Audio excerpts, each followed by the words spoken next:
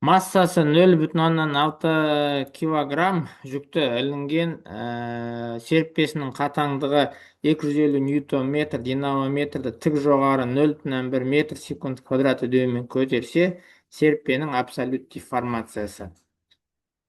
Сонымен бізде мынандай жүк бар. Оның массасы 0,6 килограмм, оны төмен қарай mg тартады. Оны қатаңдығы бізде осындай серіппеге іледі. Оған F тең KX деген формула әсер етеді. Осы екі күш бір-біріне қарама-қарсы. KX қарсы болады. Неге қарсы болады? Өйткені қарсы болмаса, оны үзіліп көмектесе төмен түсіп кетуші еді да.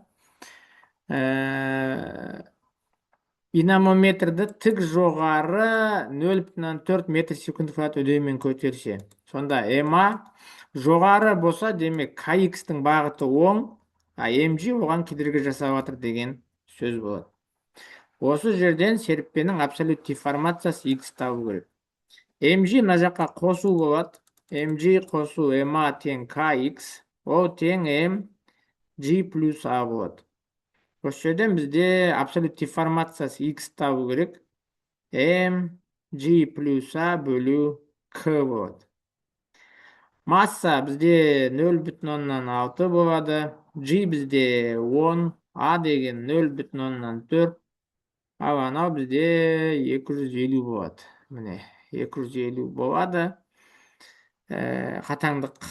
Сонда 10-ды көбейтсек, 10-ға қоссақ 10,4 болады. Оны көбейтем 0,6-ға. Оны бөлім 250-ге. Сонда бізде 0,... Жұқтағанда 0,25 болады.